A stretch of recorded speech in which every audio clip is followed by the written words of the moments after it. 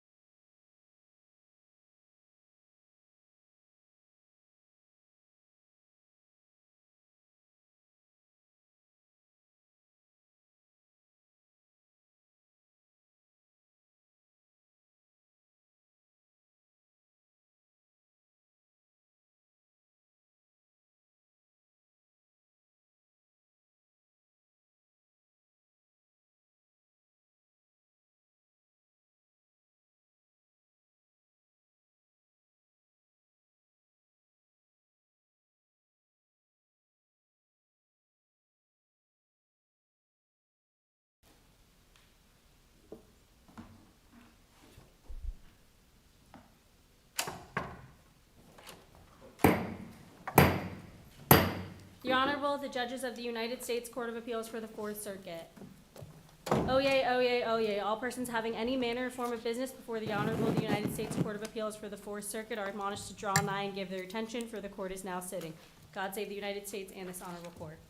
Be seated. Welcome to the Fourth Circuit. We have three cases we're going to hear this morning. We're going to start out with the Philip Randolph Institute versus North Carolina State Board. And we will hear from the appellate's attorneys first.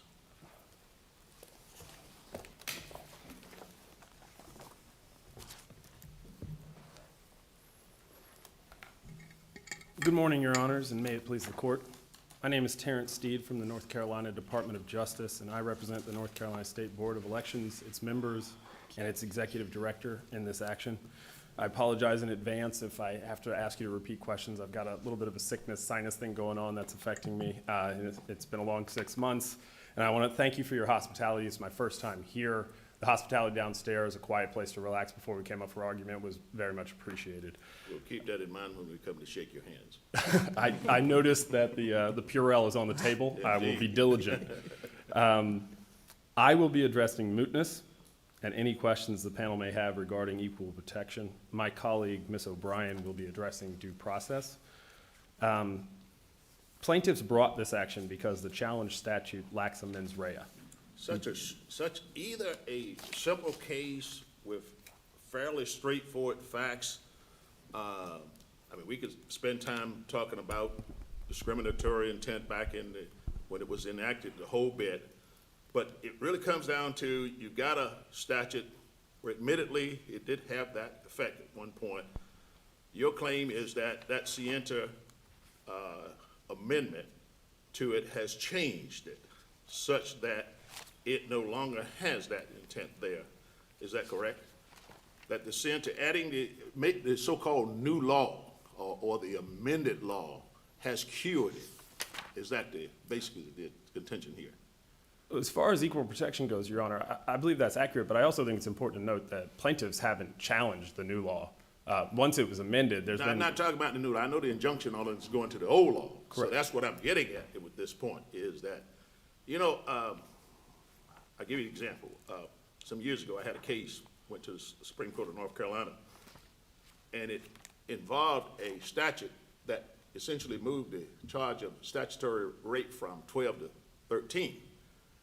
And unfortunately for the prosecutors, they had charged under the 12 year. All it did was change 12 to 13. The problem was the legislature had actually repealed the earlier statute, and they charged that statute. And therefore they charged him with a crime that didn't exist. You didn't do that here. Didn't repeal the old law, so to speak. Instead, just amended it. Now, if this had just been amended, I'll probably ask your other side, if it had just been repealed, and then you enacted this law with the Sienta, I don't know if they'd be here with an equal protection challenge, and you know, there's questions about the due process. Does that follow? I understand what Your Honor is saying. I would point out that the General Assembly is the party that enacted the bill and made it effective as of January 1st, 2024. Do you understand what I'm asking? I'm talking about what the General Assembly did. If it had simply repealed that old law that admittedly has some serious problems, but it sought to amend it by adding this Sienta requirement, taking out, you know, just the general business that doesn't matter who it is, it just happens, but add the Sienta requirement. And the contention is that's, I guess, a cure. But if you had repealed the old one, what this injunction seems to be going to, at least when I look at Judge Biggs' order, is really just going to the previous law, right? That's what you say. You wouldn't have a problem with the previous law if it had been repealed. So, and your contention is, well, it's not going to be enforced anyway. Is that true? There's no evidence in the record that it would be enforced. Can I ask why you're here then? I've just never seen a case like this where the judge enjoins an obsolete law. Why do you care? Why are you here defending that law if you don't plan to enforce it? Well, there's important principles of mootness involved in this case. It's great that you're standing up for mootness, but Well- I just literally don't understand what I you're. want to hear those important principles of mootness that goes to Judge Harris's question there. Thank you, Your Honor. My point isn't to be flippant about mootness I or didn't take anything you to like be that. flippant, Okay, but I'm thank you. genuinely curious as to how you would define the state's interest in allowing an obsolete statute to not be enjoined. When our office defends statutes, what is frequently called upon to do, it is not uncommon, just as it is in Virginia and all the other states in the circuit and across the country, that the General Assembly, during the pendency of that litigation, might step in and amend the law to correct what the plaintiffs are concerned about. But this is unusual that, I mean, I've never seen anything like this, and I couldn't find anything going back in the district court about the effect of the amendment on the old law. Everyone seems to be assuming the old law can still be applied retroactively, but why didn't the new one repeal it by implication? I just, what is going on here? North Carolina has two versions of the exact same law on the books, but one of them has scienter and one doesn't? I think that is an accurate reading of the way that the statute was written as enacted, since it has an effective date as of January 1st, 2024. Well, it has an effect, I understand it doesn't become effective until '24. What I don't understand is why, starting on January 1st, '24, there are now two versions of the same law. Why doesn't the old one go away? And I have looked into this under North Carolina law. It seems like it might turn on whether it's a clarifying amendment or an altering amendment, whether this is a criminal law, which it is. And I feel like this whole case turns on the premise that this old law can be enforced, even though the state has disclaimed any interest in enforcing it. That's the whole reason we're here, and nobody has explained to me under North Carolina law how this works. Candidly, Your Honor, I am not sure how it would work under North Carolina law, and that's not an issue I was prepared for. If it would aid the court, we'd be happy to add supplemental briefing on that specific issue. I don't understand at all what you're arguing here when you say you don't understand how it operates under North Carolina law. You're representing the state of North Carolina. We expect you to know that. Here's the problem. You've got a district court judge that says, okay, you can't enforce the old law. You're here to say you want to talk about mootness. A district court's opinion is not going to be of any precedential value or anything. Basically, the remedy is you just won't enforce the old law. What Judge Harris is going at is, why are you here? Because if you get an opinion from this court, then it would become precedent and would become stare decisis. Look what you risk here. Why do that? If it seems to me, and I think you follow where we're going, and I understand your job. I understand what you're doing. You're just representing your client under these circumstances, but there are instances where the outcome of it, you probably agree. The problem is the new law, you call it new law, but I'm telling you all it is an amendment of the old law. That's all it is. But we'll call it new law for shortness. It's not retroactive. So when it's not retroactive, you got the so-called old law there and the new law. As Judge Harris says, that's what it appears in North Carolina. And you've agreed. There seems to be two laws here, one of which the district court judge says, you can't enforce the old law. Is that not reasonable, what the district court judge did? I understand your point, Your Honor. I would note that, sorry, got a little sidetracked there, that while mootness is the strongest argument from my point of view, we didn't just appeal mootness, the issue of mootness. We also appealed the findings on arbitrary enforcement in the due process claim that touched upon prosecutorial discretion. So there isn't the only interest involved is mootness. There's also the interest of the DA defendants who Ms. O'Brien represents. And You appeal for a good statement of the law. My point to you is that's a district court decision. The outcome and the result is there. It's that case and that case only. You bring it here, then when we issue an opinion, it becomes stare decisis, becomes precedential. Why in the world would you do that? because it's our opinion that Your Honor should reverse that opinion. I understand your opinion, but you do understand that opinions can go both ways, and there's a reason. Unless the other side is totally frivolous, we dismiss things that you could just claim you're going to win. So every side can have a side to it. I'm just saying, why do that when the result is what it is? I understand, Your Honor. We had our reasons for appealing and coming to this court. We believe that this court. What are those reasons? Well, I explained that we disagree with the. Explain them again. Okay. I will be happy to do that, Your Honor. Plaintiffs brought this action because the challenge statute lacked a mens rea, and this really gets to impeding their ability to get out the vote. And when the law was amended to add the mens rea they asked for, those claims became moot.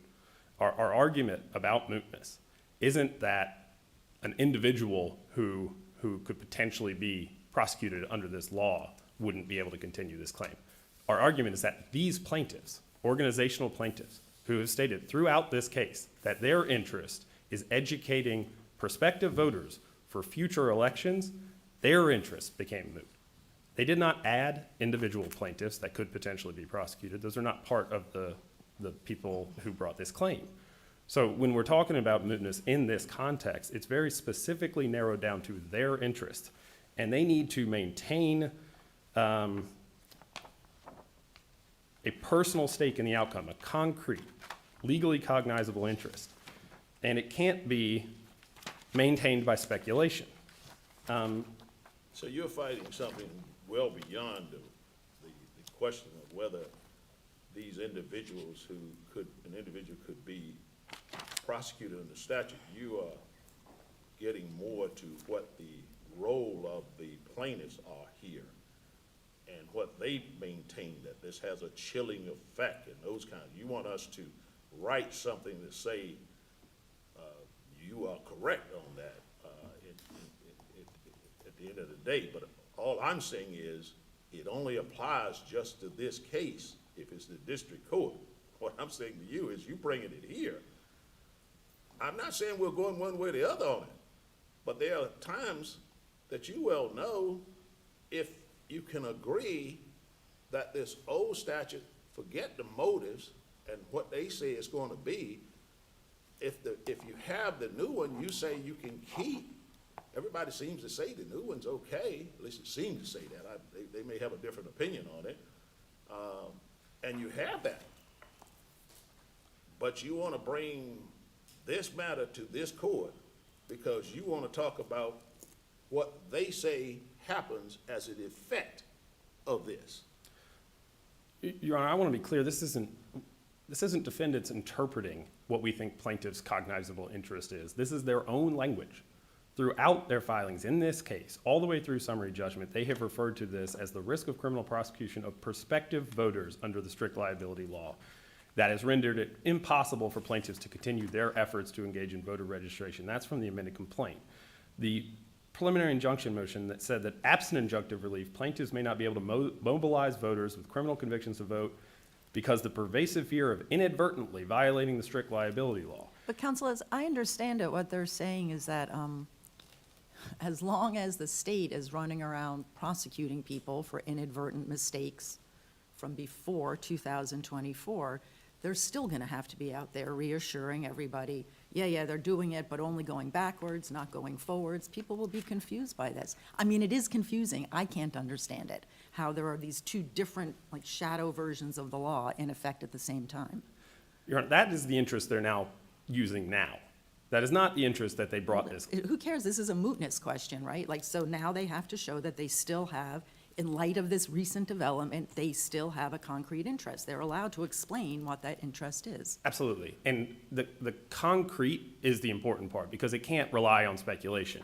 And it's important to note that. But which part of it is speculative?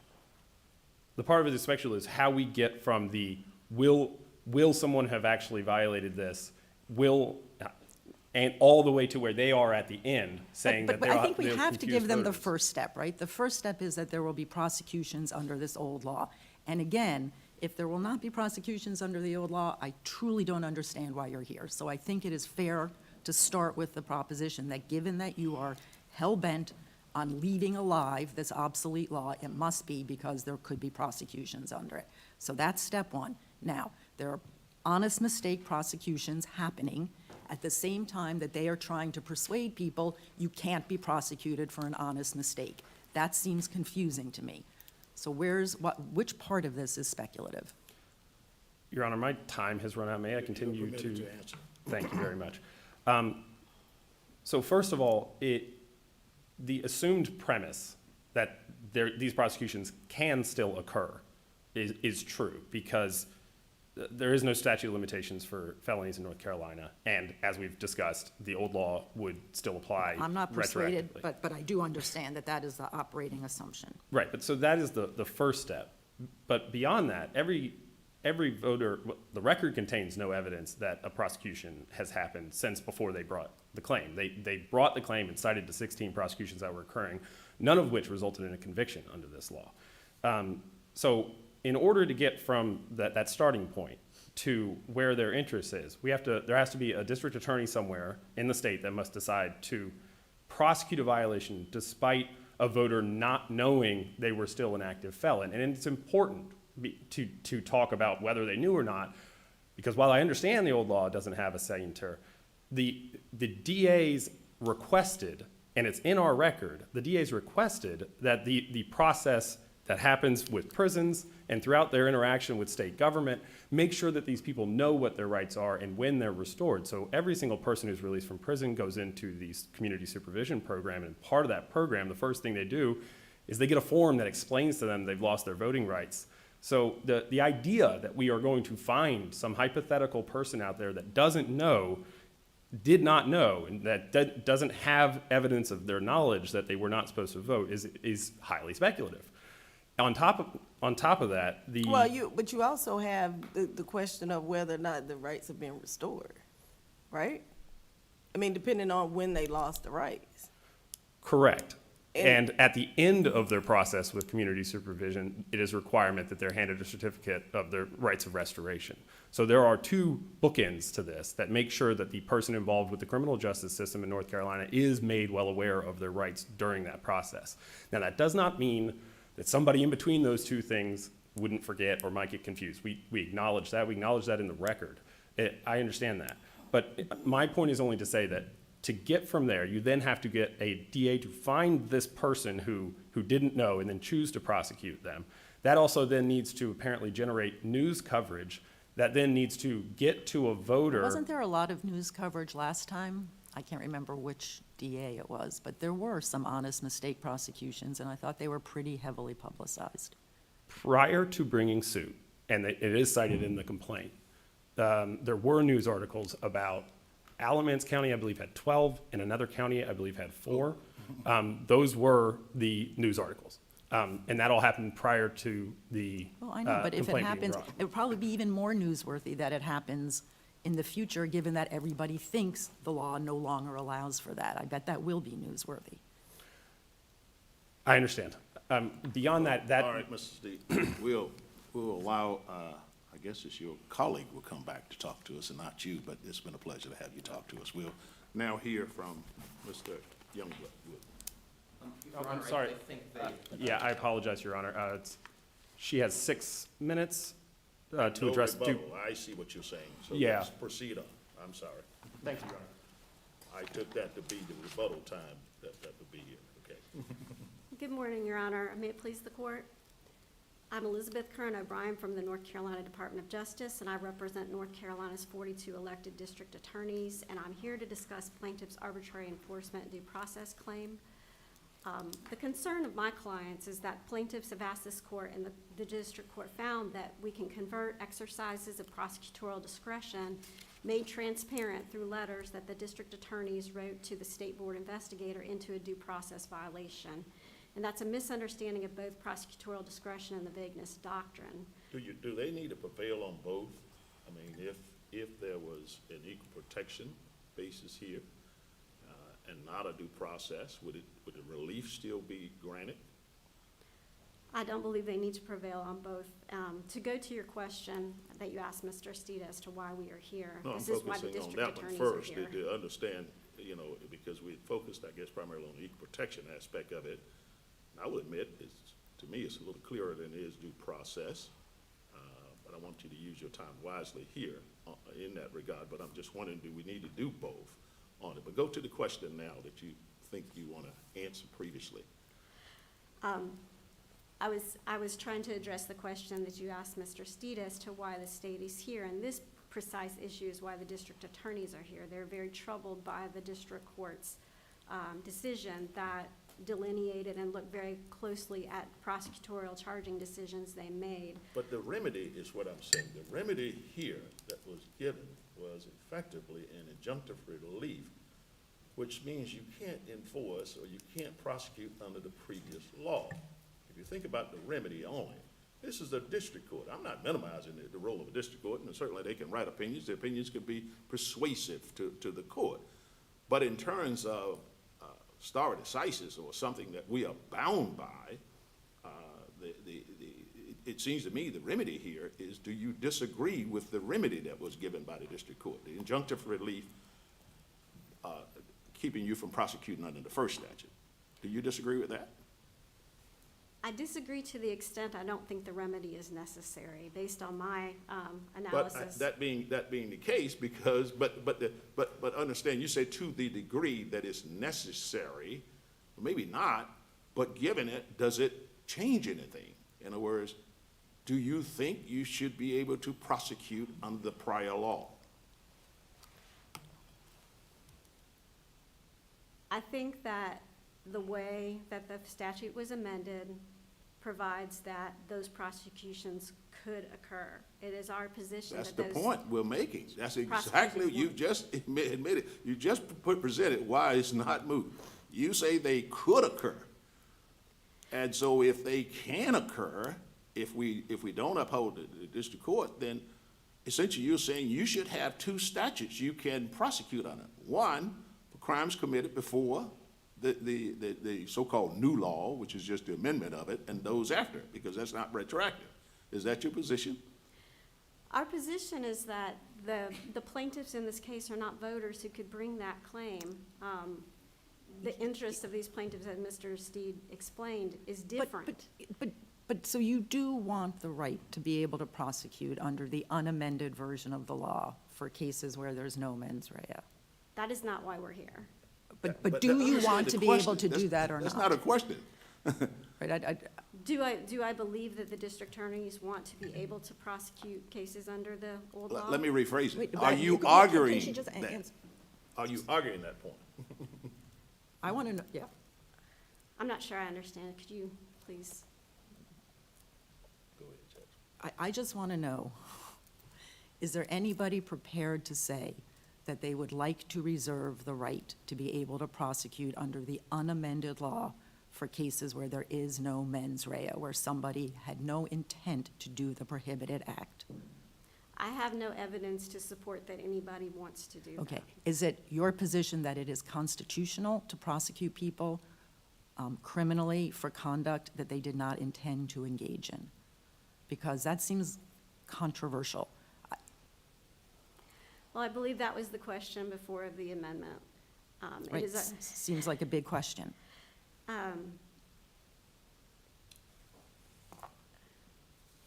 As far,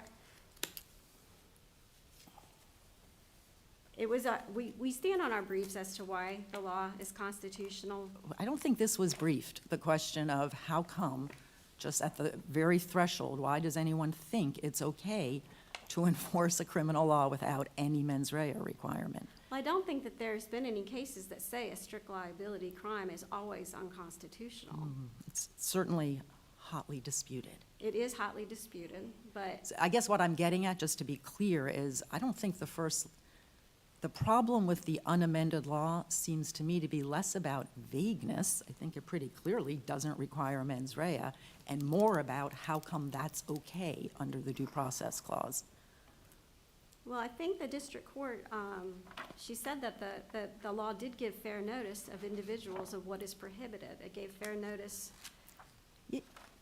Yeah, but that's a different question from, do you have to intend to do the act that is prohibited? But it's okay, I'm sorry, I don't want to take up all your time. Well, I didn't prepare to answer that question, but it is my understanding of the law, and I see my time is running out. Let me ask you this, so, because you started off with the emails, so Yes. you have one, I guess, and I think it's at JA 1021 Polk County.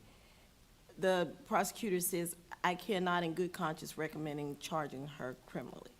That's discretion, right? Yes. All right. And then you have, I guess, at Robeson County, JA 1022. It is our belief that the charges would require some showing of knowledge that each above-listed individual rights to vote have been suspended. That's not discretion. That's the question of whether or not you can meet the elements. Discretion is whether or not we should prosecute, and then you got whether or not I can. And it sounds like the Robeson County prosecutor said, I can't because I can't meet the elements of the law. And so how is that, I mean, because you're making this arbitrary enforcement argument, how is that not? Well, Your Honor, these letters that you're referencing, these emails, we've got to look at what they were, the purpose of them. They were not written for litigation. They were not meant to serve as a legal interpretation. They were communications with investigators aimed at informing them about the real-world implications of the flaws, with the systemic flaws with the notice provided to voters about their eligibility to vote. And while it says charges, I think the overarching theme of these letters is their concern about fairness, which is the same concern shared by plaintiffs about this law. The district attorney shared those concerns and conveyed them to the board. But I think this points out why the district attorneys feel that this finding by the district court is dangerous, because we're sitting here and we're looking at written communications that maybe inartfully were drafted and trying to figure out what the district attorney meant and why they made that decision. And our courts have shown restraint into doing that in many, many different instances. And to be clear, the district attorneys did not have to write these communications, and had they not written this down, this claim wouldn't exist. So it is troubling to the district attorneys that when they do have transparency about their decisions, they're going to be picked apart, and I think it has a chilling effect on prosecutorial discretion and transparency and preserving their independence and discretion in deciding who, when, why, where to prosecute. And that is the trouble that the district attorneys find with the district court's opinion. All right, thank you very much for your argument. Thank you. This time we'll hear from you, Mr. Youngwood.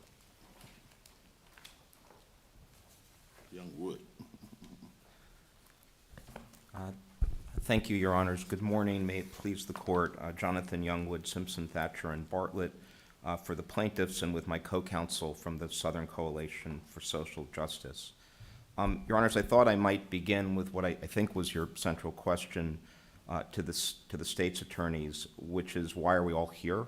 And I guess to us, we're here to defend the district court's ruling, but we sought that ruling even after the enactment of the new statute for very specific reasons, and it's the reasons that I think were highlighted by your questions.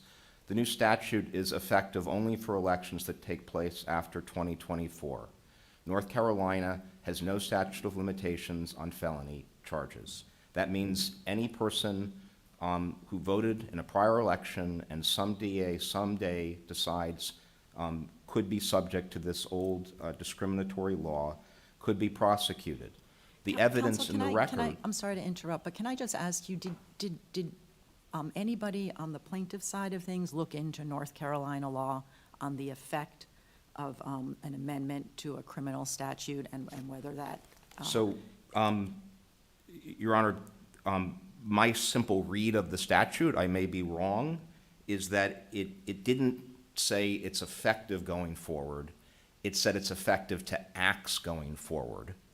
And so that it specifically said, I believe I'm quoting correctly from Section 50 of SB 747, it applies, and I'm quoting, to elections on or after that date. Mm-hmm. And so, and so it did not repeal by implication the old law. I do not think Because North Carolina does have an implied repeal doctrine, but you don't think it would apply here?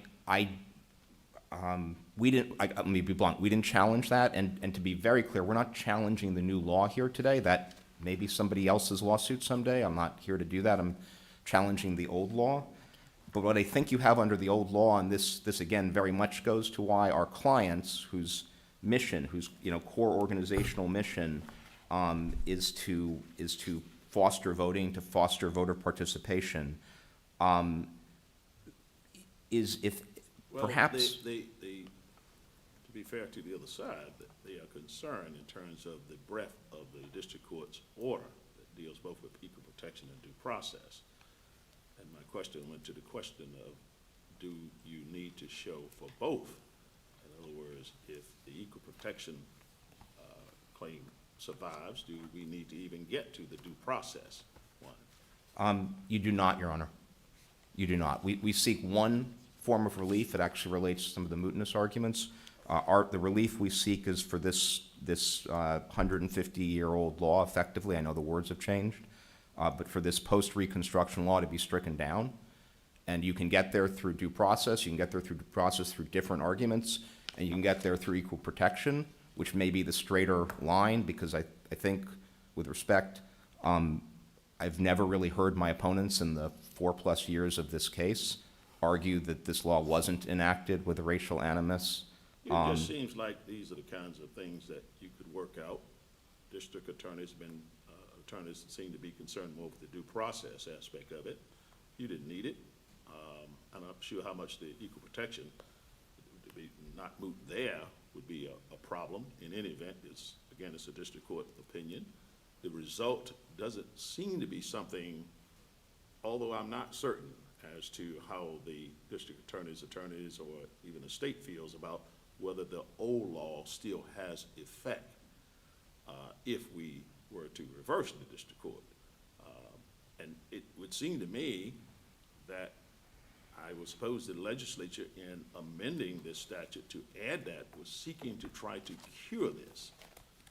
And I don't know of too many cases that deal with retroactivity by implication. I gave you an example where the legislature actually repealed the statute, which would, in my opinion, would have been the more advisable thing to do. Simply repeal the old one and enact this new law, and I would dare say you probably wouldn't be standing before us right now. So it seems like there's a simple outcome here, and I think we try to avoid writing too much or putting too much on the paper where we can get to the point and bring together issues like this. And there may be other issues for another day, but if we resolve this under the equal protection basis, at least from I understand, that is sufficient and to uphold the district court. I'm not even sure we are going to do anything more than that with it. I don't know what we'll do with it, but that sounds like to me that would end it. I think, Your Honor, the district court gave you multiple grounds for her reason to permanently enjoin any enforcement of the statute and to permanently wipe the statute from the books. You can, and if you reach one, you don't need to reach the others. That the result, the relief we seek is simply the enjoining of the enforcement of this statute, that it's stricken from the books. That would do it. If the easier way or the frankly, Your Honors, will write the decision as you see fit, and I'm not obviously prejudging which way you might write it, but if you accept the equal protection, you needn't go on to due process. If you accept the due process, you wouldn't need to go on to equal protection. What makes it even more so, something that you wonder why we're here, because I think the other side would agree, and unfortunately they didn't reserve the rebuttal to address this further, but I think they would agree that DAs are not likely going to be prosecuting people who don't have that knowledge or so. Because it's going to be very difficult to get a prosecution. At least it appears to be. That's at least the consensus view of the DAs, is that they're not going to be able to get a prosecution if you can't show that they were aware of this. It's interesting because North Carolina does allow for felony, those who've been in prison and felony convictions to regain the right to vote. There's a process they go through, and then you get some sort of a certification for it. So we're talking about a very limited class of people, and it's not inconceivable. In fact, it sounds plausible that you could have fulfilled those conditions and not know it, that you can vote. And so that scienter requirement is fairly important. It is important here. And it sounds like the legislature got it and went, and they did it. And the only reason we're looking here is, well, what are you going to do about the old law? Right. Which they didn't do anything with the old law. And it sounds messy to me. I don't know how it got to the legislature to do it, but it would be interesting to know if you could just simply go to the legislature and say, repeal the old law. Then we wouldn't be wasting North Carolina's money and time and to have these kind of cases where it looks like that outcome would at least satisfy the constitutional concerns that are here. Yeah. Your Honor, I certainly will not presume to speak for any legislature, North Carolina or otherwise. What I will say is that the words in the statute seem quite purposeful to me, that they only apply post-2024 elections going forward. So I put that point. While I hope it is unlikely that there will be future prosecutions under the old law, I hope that, counsel here can't tell you there won't be. In fact, I think they told you there could be. Counsel here represents the current DAs. Obviously, people will be successors to those positions.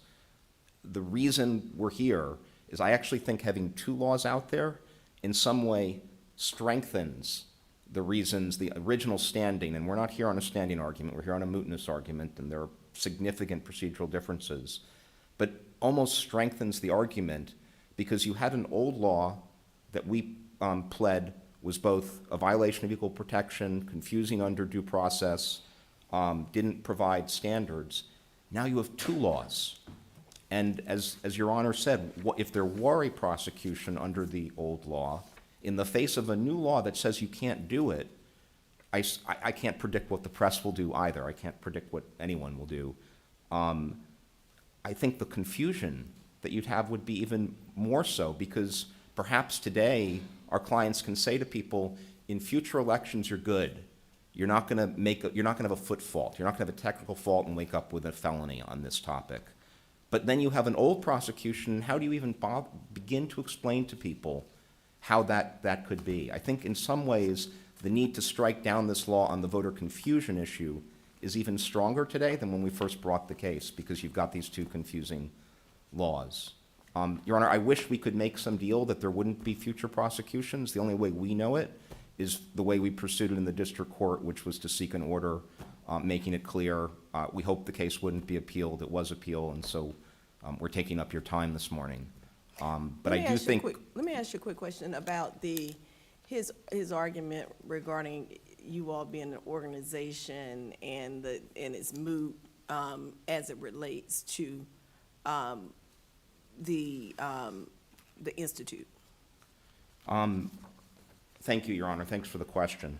I actually think, first, high level, this case bears very little difference than this court's decision in Republican National Committee versus North Carolina State Board of Elections, which also, post-recent Supreme Court precedent, concerned the question of organizational standing. And so I think that case deals with the whole concept of what is the status of organizational standing in this circuit in recent years, and that's the 2024 decision. In terms of what our continued interest is as organizations, it goes back to what is the core organizational mission of our clients. And the core organizational mission of our clients is to foster voter participation by eligible voters. And the concern they had, the reason they brought the case originally in 2020 in advance of that election, was the confusion that is sowed by a statute that seems both standardless, that goes to due process, but also a violation of equal protection, and the concept that you mean I mistakenly voted and now I've committed a felony. That concern continues even to future elections, although the old law applies to prior ones, because of the continued risk of future prosecutions.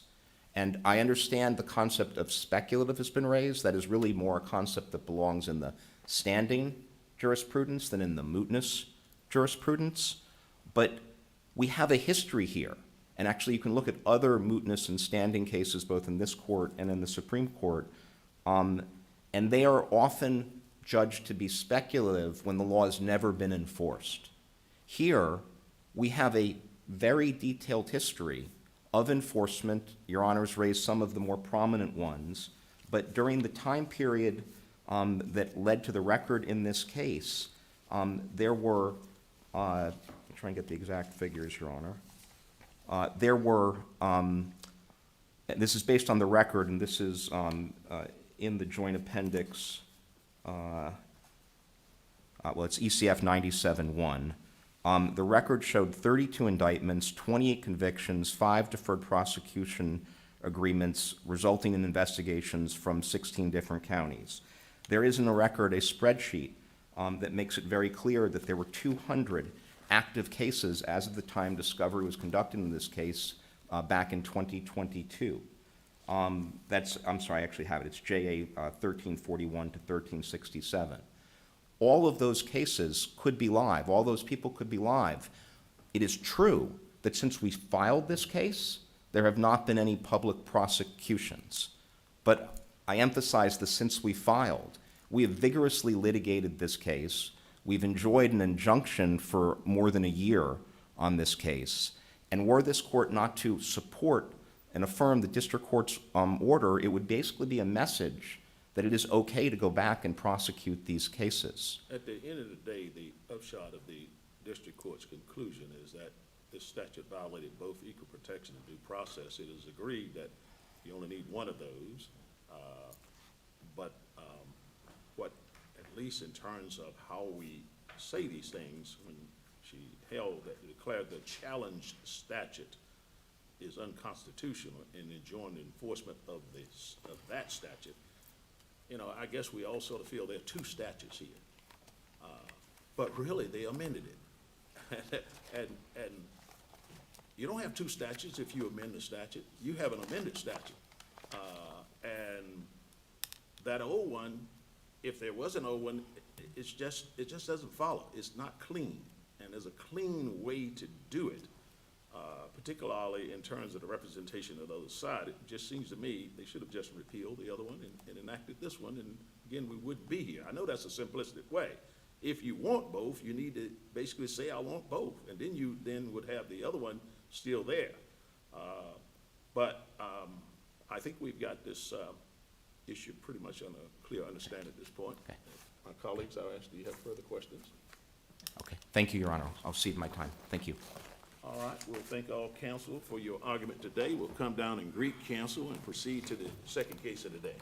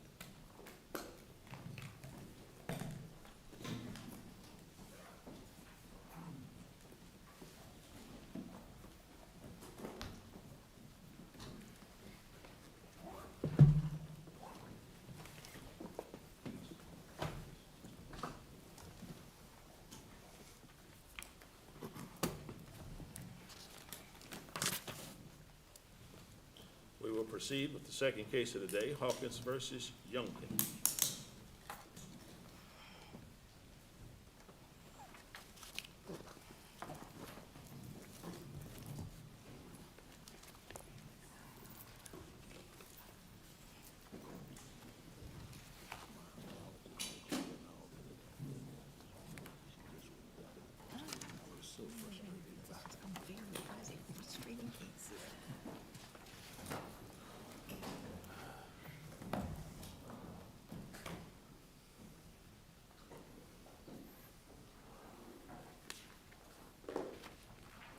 All right, we'll hear from the appellate's counsel.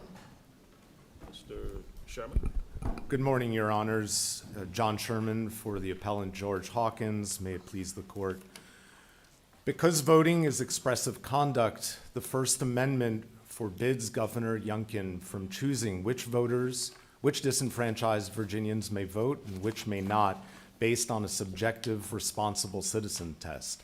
Throughout the course of this litigation, appellees have never argued, even in the alternative, that this subjective responsible citizen test satisfies the demands of Shuttlesworth in which the Supreme Court required narrow, objective, and definite standards in such cases governing expressive conduct.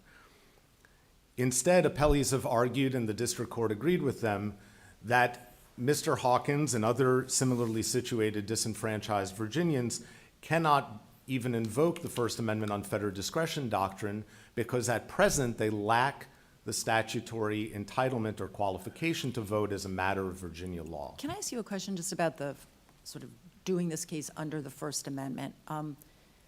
The due process clause vagueness doctrine, and we were just talking about this, sort of similarly requires that there be standards to avoid arbitrariness in enforcement of the standard. And yet the Supreme Court has said when it comes to clemency, like, you don't have to, it's fine. It's not unconstitutional under the 14th Amendment vagueness doctrine to have an executive exercising completely unfettered discretion. And so why, it just seems like the court has already held that it's going to make an exception to rules that ordinarily require clear standards to avoid arbitrariness in execution. It's making an exception when it comes to clemency. Why doesn't that doctrine apply here? So in the due process cases, Woodard and Dumshat, we see the Supreme Court as expressing that, creating that exception or deferring to executive clemency because the defendants in those cases, or the convicted parties in those cases, they were seeking judicial second-guessing of a determination of clemency. They were saying there should in be those cases. standards and we should get a reason if it's going to be denied. And the court said, no, that's like normal cases, but clemency is different. Correct, Your Honor. So in those circumstances, one, we see we're not asking for judicial second-guessing of individual determinations. Here, we see a categorical, facial First Amendment violation for this arbitrary system of selecting which people can vote and who cannot. The First Amendment is stronger medicine. No one, before the cases that we've brought in Florida, Kentucky, and Virginia, the First Amendment unfettered discretion doctrine has not been considered in the voting rights restoration context. And the First Amendment doctrine that we're invoking is 86 years old. It has applied to a wide variety of expressive conduct. And in this case, it should apply to the context of the expressive conduct that is voting. Essentially, the district court and appellees have stated that the First Amendment prohibits arbitrary determinations as to the time, place, and manner of expressive conduct, but does not prohibit arbitrary determinations as to who may even engage in that form of expressive conduct. And that distinction that appellees and the district court have advanced, that distinction is untenable. It's simply contrary to City of Lakewood, and that's the key landmark case here for the court to apply. City of Lakewood says the danger of viewpoint discrimination is, quote, at its zenith when the determination of who may speak and who may not is left to the unbridled discretion of a government official.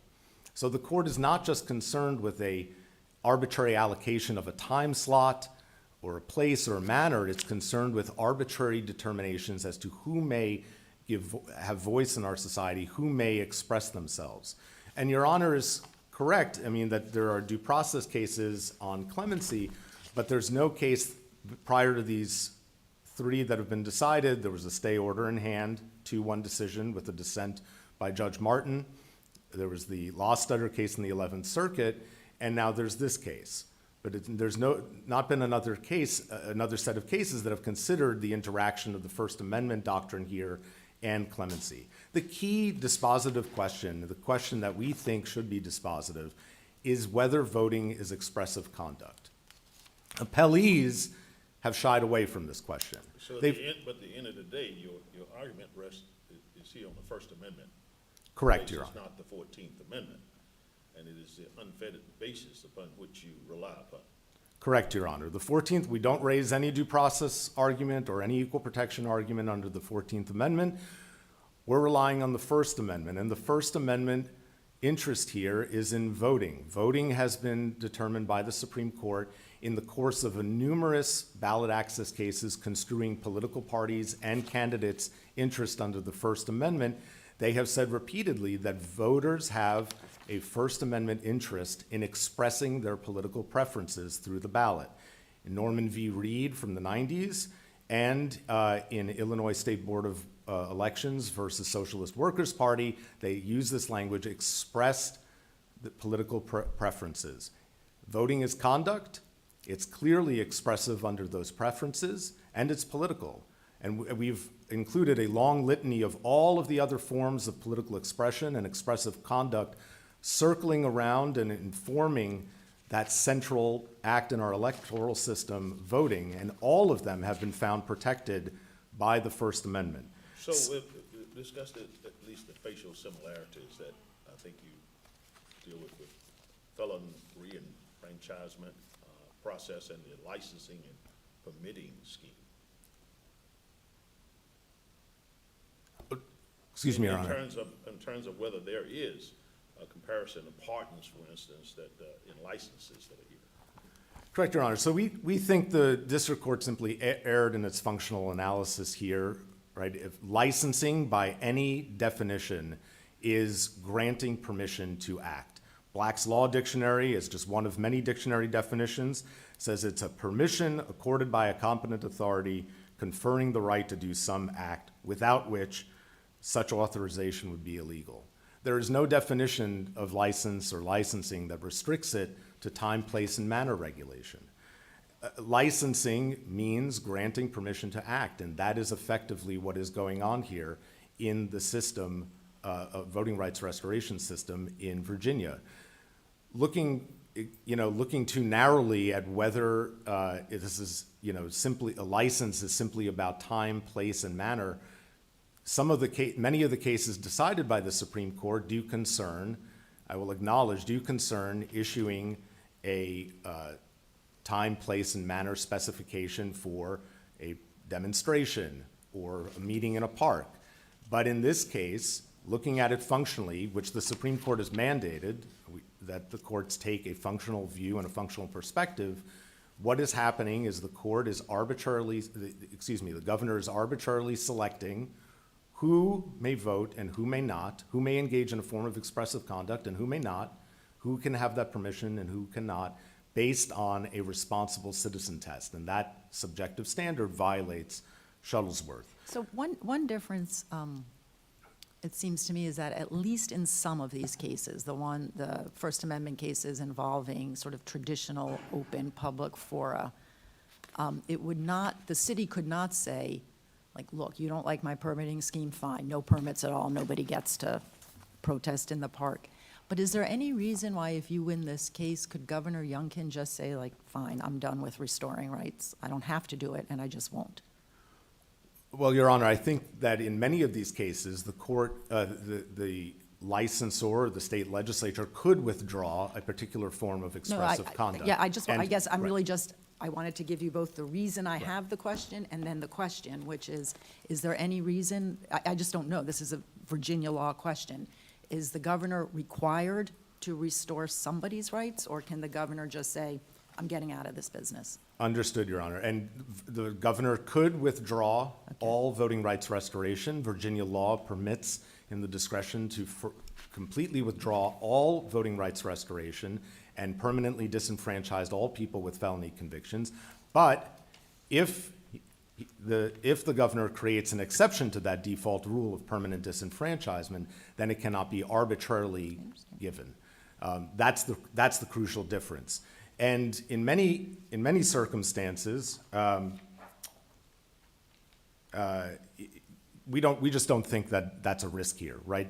Throughout the course of the litigation in Florida, for instance, the same thing was implicitly threatened to try to deter the court from ruling in our favor. But when it came time, when the district court actually issued an injunction in our favor, they came up with objective rules and criteria to govern the system. Just to be clear, I certainly didn't mean it as a threat. I just had a question about Virginia law, because it does seem to provide, there's at least one reference in the law to this kind of system, but I was just wondering whether it was mandatory or not. Understood, Your Honor. I do want to make four quick points about the expressive conduct question, because I think this is the key dispositive question here that puts us under the First Amendment unfettered discretion doctrine. Appellees have tried to argue that this court should just bypass this question. They would like for this court to look inside the First Amendment, find no guarantee for people with felony convictions to vote, and rule in against us. But that's not really the question under this line of First Amendment cases. The dispositive question is this expressive conduct or not? And they don't really argue anywhere in their brief that voting is not expressive conduct. The closest they come is saying that voting is a distinct right, and the district court, for its part, says that Mr. Hawkins has no, quote, underlying right. But both of these phrases just beg the question of whether voting is expressive conduct. We've referenced the earlier. We have some cases, I thought the state did call our attention to some Fourth Circuit cases saying like, well, if voting is a First Amendment right, you don't get anything more than you get under the 14th and 15th Amendment. We're not recognizing a First Amendment right that goes beyond 14th and 15th Amendment protections. So that the Washington v. Finley line of cases that Your Honor is referencing, they simply could not be extended by Irby and Republican Party of North Carolina v. Martin because holdings are, of course, confined to the facts of their cases. In Irby, that concerned an appointive system for school board members in Virginia. Nobody's voting in an appointive system, so nobody's vote can be denied. In Republican Party of North Carolina v. Martin, that was a gerrymander claim. That's a classic vote dilution claim. So there simply were no vote denial claims in those other two cases that they point to. So yes, there was this repetition of the broadest language without that limiting prefatory language from Washington v. Finley. But in Washington v. Finley, the origin of this line of cases, that was limited to vote dilution. It clearly said it does not apply where there is some device that limits participation in the franchise. Here, there is a device that limits participation in the franchise. It's felony disenfranchisement. Quickly, just back on the... Speak to the Sixth Circuit and 11th Circuit cases that have addressed this question. Yes, Your Honor. So in the 11th Circuit, it's a stay order. There was a dissent from that stay order on the First Amendment basis. And the court, the majority of that motions panel, simply never reached the specific question that's raised here. It was an initial review of the case, and they said, it seems this line of First Amendment cases seems not to apply. Well, I don't understand in what sense they didn't reach it, right? They said, this is a clemency case, and in those cases have nothing to do with clemency. And we have clear guidance from the Supreme Court that when it comes to clemency, unfettered discretion is fine. So, I mean, I think they reached and rejected your argument. I would argue that they simply, Your Honor, that they didn't reach the specific question of whether or not there's a need for an underlying constitutional right, whether voting is expressive conduct, all of the sort of sub-issues and sub-questions that have been debated in this case. It was an initial reach of broadly does this doctrine apply, but there wasn't much analysis or much explanation The there. court did not go on to say, if it applies, how would that play out? It just said, in this clemency context, that line of cases does not apply. Appears not to apply on the first gloss. Merits panel gets the case. We argued it. It became moot before any merits decision could issue. As to You do make the point voting is a right, expressive conduct, but specifically to felons, aren't they in a different category? I mean, there is no fundamental right to vote on the part of a felon under our law. So doesn't that put them in maybe a sui generis type category that's different than when you do have a right? They are different in the sense that they are ineligible, but they're no different from other categories of ineligible citizens like 16 and 17-year-olds. And what we've argued throughout this case, right, is that when expressive conduct is at stake in a particular de facto licensing scheme, as we have here. I want to make sure I understand that, because 16, 17-year-olds, you're not talking about a restoration of a right or a right that they have at all because of the age situation. Here, it is the felony status that renders them, at least in terms of the law, they're just not, there's no fundamental right for a felon to vote. Is that correct? There's no fundamental constitutional right for them to vote. And I just wanted to note, Your Honor, my time has... Your time is fine. Okay. But that goes to the point. At least I'm trying to understand your point in terms of when you seek to import them into that particular category. Aren't they in a different category altogether? As far as state statutory qualifications to vote, they are in a different category because they have been disenfranchised by state law. As far as the separate inquiry as to where the First Amendment doctrine and issue here applies, we believe it applies wherever political expressive conduct is at stake. In this case, there is this. Let me just let you stop you there, and you can come back. Okay. You got a good Thank you, Your piece of time to come back on rebuttal, and we'll look forward to hearing from you. Thank you, Your Honor. We'll hear from Ms. Malley. Good morning, Your Honors, and may it please the Court, Erica Maley on behalf of Governor Youngkin and Secretary G. The District Court correctly held that the First Amendment unfettered discretion doctrine does not apply here. 2 other circuits have rejected this same claim, and there's no reason to create a circuit split. The unfettered discretion doctrine applies in narrow circumstances. I wonder why the Sixth Circuit didn't publish his opinion in this. Seems like it was a pretty important opinion.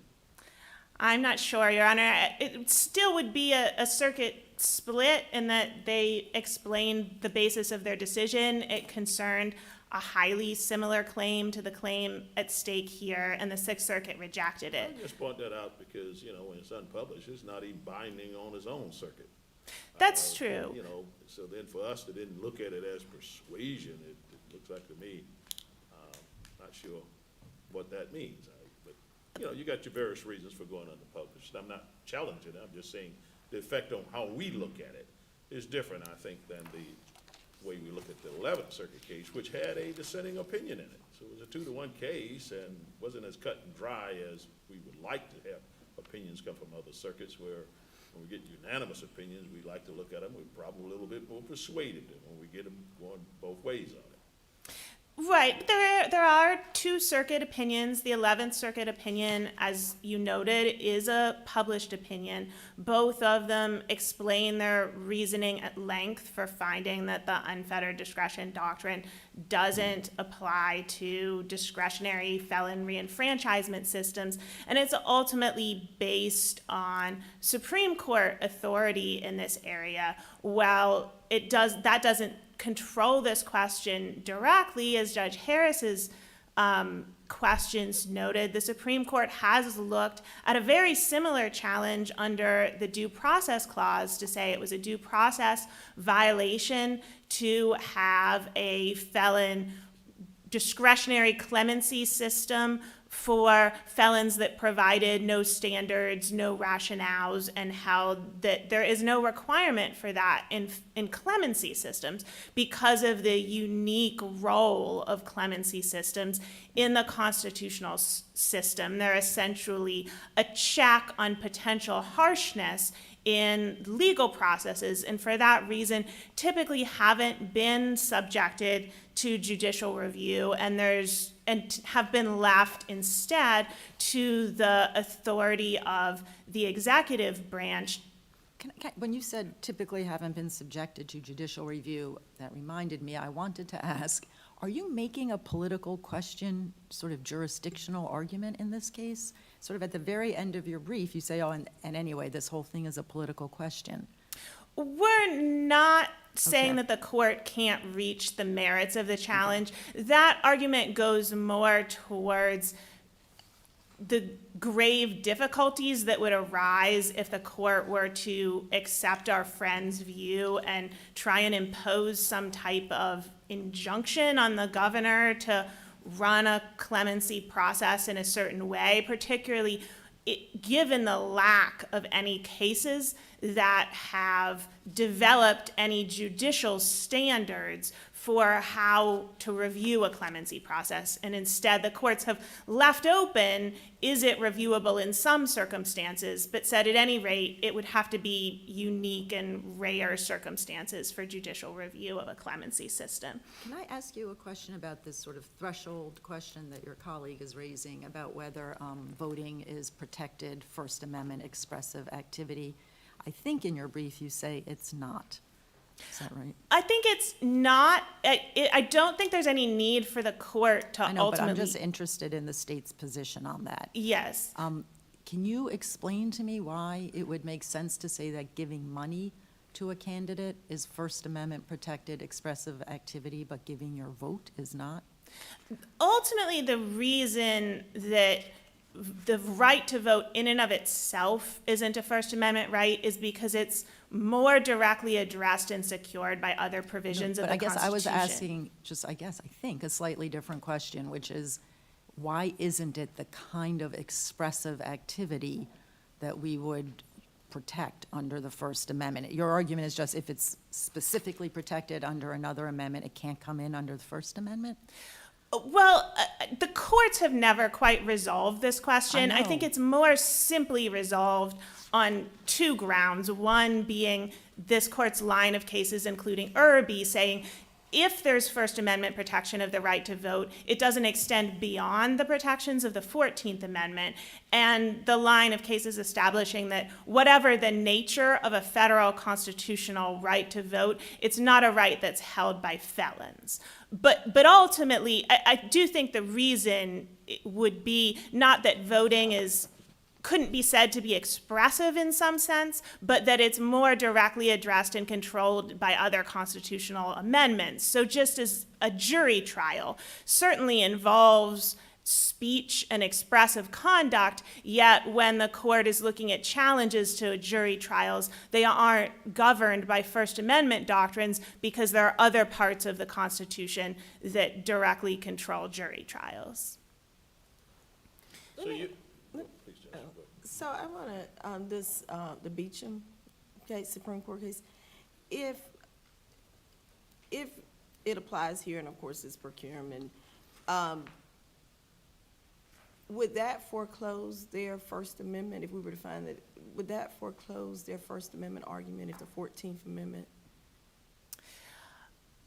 I'm not sure it would that Beecham directly forecloses, given that it's a summary affirmance and didn't involve precisely this First Amendment claim. I think it's certainly, like Dumbshot and Woodard, instructive in that it was a very similar claim that standardless felon reenfranchisement was unconstitutional, and the Supreme Court did reject that. But I believe the precise basis of that was the Equal Protection and Due Process Clause in Beecham. Still, the 11th Circuit, for instance, in Hand, looked to Beecham as well as cases like Dumbshot and found that instructive in holding that there isn't a federal constitutional requirement that felon reenfranchisement be governed by specific objective standards.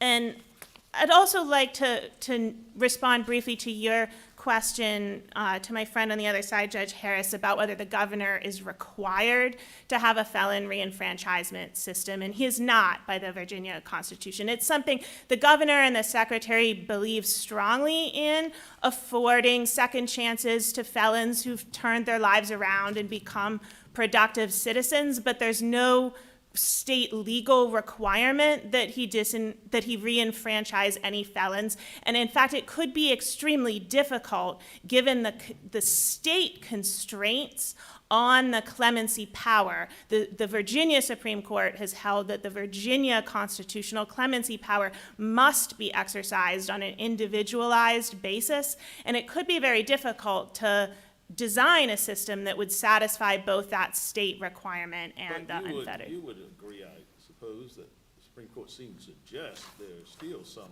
minimal procedural safeguards. I mean, Justice O'Connor, I think she'd already retired, wrote this concurrence, I'll say it about designation, I don't know how it happened, but anyway, she basically used an example where you don't think the governor could just say, we'll flip a coin and do it. The Supreme Court has never actually directly answered that question. That was a concurrence. The plurality seemed to suggest that might not be reviewable. I'm certainly not asking the court to reach that far. I think the court could assume, for purposes of this case, that in some instances, executive clemency decisions could be reviewable. There were 5 justices on that Supreme Court that agreed with her when she said that. There was no majority in that case, and there was a plurality that could at least be read to suggest. But it does seem logical. You couldn't have a procedure where the governor would say, well, we're going to do it by flipping a coin. That would certainly present very different issues for this court if there were claims that it was arbitrary. And I thought in your brief, now I can't remember, but I thought in your brief, you said that if it turned out the governor was sort of re-enfranchising Republicans but not Democrats, that would be a problem. that would be a problem. The governor does not contend that he has the constitutional authority to intentionally discriminate against anyone based on a protected characteristic. So what's at stake here, as I understand it, is whether the plaintiff is going to have to prove, like, you had the standardless discretion and the way you employed it was discriminatory, or whether they get the benefit of the prophylactic rule from the licensing cases that it's so hard to prove, we're just going to have a prophylactic rule, you can't have that kind of discretion. Yes, the plaintiff's claim in this case depends solely on the contention that this prophylactic rule applies. They haven't proven or attempted to prove that there's any actual discrimination. But everyone agrees, if they could prove that, the governor can't then point to the clemency cases and say, oh, I'm allowed to do that. I think at least it would present very different questions that would be much more difficult for the governor to defend, and the governor is not saying that it would be constitutional for him to do so. At that point, I think it would be necessary for the court to determine in what circumstances and under what tests can the court review a clemency program. But for this case, the only question is, does the unfettered discretion doctrine apply? And the district court correctly held that it does not. And so if the court has no further questions, we respectfully request that the judgment be affirmed. Thank you very much Thank for you. your argument. All right, we'll hear rebuttal, Mr. Sherman. Thank you, Your Honor. First, I'd say I think we've heard from the appellees a concession that First Amendment viewpoint discrimination claims could be available to rights restoration applicants if they could be proven. And that City of Lakewood and the unfettered discretion doctrine is just one step back from that, right? This is if essentially conceded right here that there is expressive conduct at stake and on the line. It's just that only intentional viewpoint discrimination would be barred, but we could not apply the unfettered discretion doctrine. And that distinction just Prophylactic rule. But doesn't make sense. Oh, see, I think it does make sense, because the Supreme Court has said in so many times, clemency is different. Like, the costs of the prophylactic rule would not be worth it in this context, because we understand that when it comes to clemency, we are asking people to exercise what is inherently subjective authority. That you have to make a predictive guess about how this is going to turn out. And I just think, I think that there may be a very sensible reason why you would end up with a rule that says, doesn't mean you can discriminate based on viewpoint or based on partisan affiliation or race or anything like that. But the costs of the prophylactic rule are just too high in this context. Well, the Supreme Court has never considered the implications, the First Amendment implications of an executive clemency regime, right? So this court will be writing on a relatively blank slate. There are only the decisions that we've talked about prior to this. Beecham is not a First Amendment case. It's just a 14th Amendment equal protection case. All of the judges in the stay order in hand, all three of them agreed that that was foreclosed to us. We did not bring an equal protection claim here. People with felony convictions have a First Amendment right to political expression. They just do not have, under state law, because they're disenfranchised, they don't have the statutory right to this form of expressive conduct. That's no bar, though, to the unfettered discretion doctrine, because as we've shown with the vanity license plate cases and this court's decision in Child Evangelism of Maryland, Fellowship of Maryland, you could ban, as a matter of state law, you could totally withdraw all private access to those fora, the vanity license plate or the take-home flyer forum in Child Evangelism, without raising any First Amendment concern. But if you make that forum available, then it cannot be arbitrarily allocated, arbitrarily licensed. I would point the court to also just to the long line of cases from the Supreme Court where it has held voting is the most fundamental right we have as Americans. And I think that should be dispositive here. That is the reason why any system, even an executive clemency system, should not be able to exercise arbitrary power over that fundamental right. If you look at the case we cited in which the Supreme Court struck down Ohio's ban on anonymous pamphlets, anonymous political literature, McIntyre versus Ohio Election Commission, 1995, we cited this quote from, they cite the long, quote, respected tradition of anonymity in the advocacy of political causes, end quote. The very next line in that decision is, this tradition is perhaps best exemplified by the secret ballot.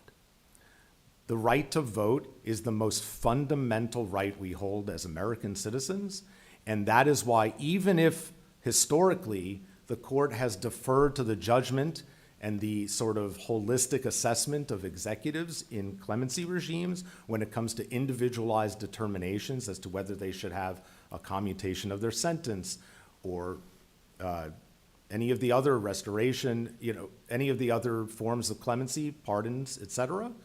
That is why even here, there should be an exception for voting rights restoration because of the First Amendment interest here. I'd point the court also to Doe v. Reed. Doe v. Reed is another case in which the court recognized that the legal effect of expressive conduct doesn't have any impact on the expressive nature of that conduct. Justice Scalia, in dissent in that case, even in dissent, said that there is a First Amendment interest in voting. The fundamental nature of the First Amendment interest in voting means that we're not trying to invade or disrupt the executive clemency regime as a whole. This is one exception, one narrow exception created by the confluence of the discretion normally afforded to executives in clemency and the extremely strong 86-year-old doctrine, First Amendment doctrine, the unfettered discretion doctrine. With that, if there are any other questions your honors may have for me, I'll conclude with that. Thank you very much. Thank you, Your Honor. Come down, we will greet counsel, and ladies, you want to take a break? Oh, okay. Hello. Okay. And we will proceed to the final case after greeting counsel.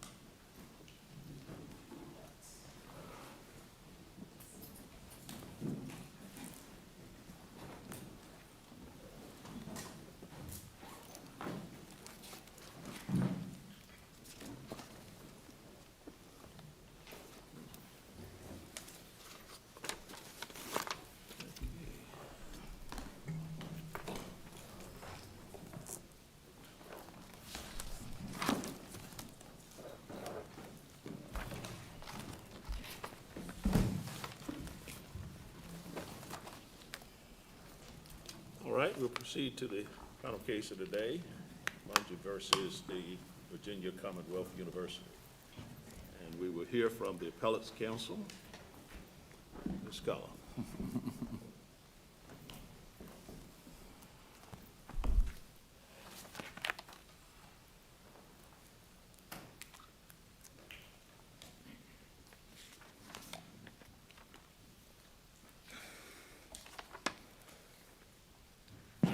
Good morning, Your Honors, and may it please the Court.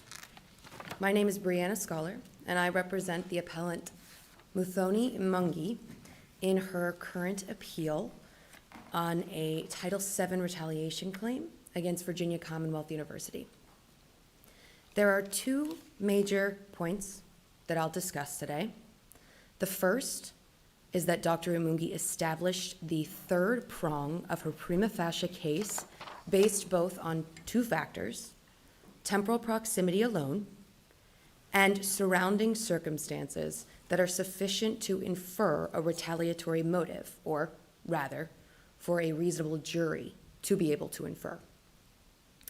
The second topic that I will be able to address today is that Dr. Mungi has presented sufficient forms of pretext from which a jury may find that VCU's proffered legitimate business reason is pretextual.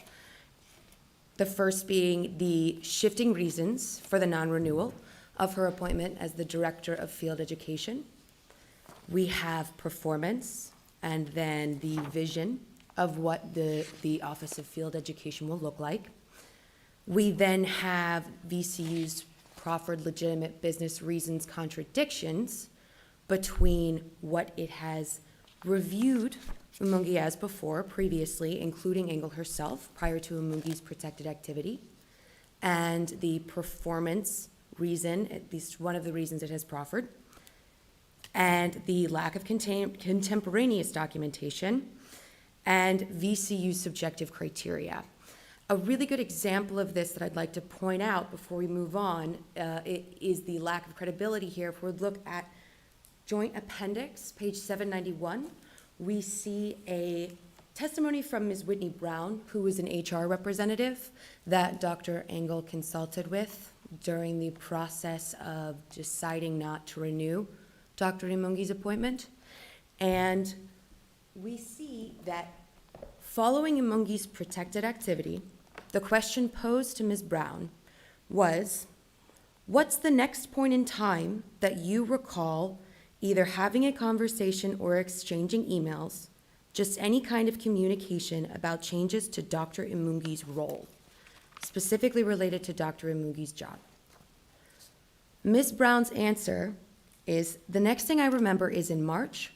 It wasn't necessarily a conversation in regards to the reassignment, but there was something concerning that was documented in the self-evaluation. And we talked about how this might impact the decision or what the next steps would be and who to get involved now that we have been made aware of this claim of discrimination.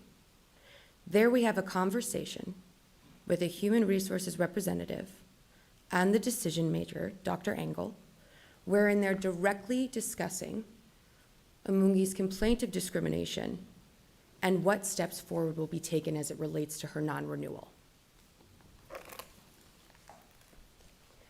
Moving forward to the prima facie case in more detail here, just as a preliminary matter, Imungi need only present sufficient evidence that a reasonable trier of fact could infer that VCU's actions were retaliatory. As such, the court views all facts in a light most favorable to the non-movement, which here would be Imungi. In that context, the first topic is the third prong of her prima facie case, and the first subtopic, if you will, is temporal proximity. Temporal proximity on its own in this circuit can be sufficient to create a causal connection, but it must be very close. However, what we have here, oh, I apologize. I thought you were asking a question. The relevant time frame at issue is March 16th, the date Dr. Engel became aware of the self-evaluation in which Imungi reported discrimination, to June 4th. That is the day that Dr. Imungi was notified that she was not going to be renewed. That is a total of 80 days. We know that as of February, no decision had been made as to not renewing Imungi's appointment as the director of the Office of Field Education. But she'd already been asked to resign, right?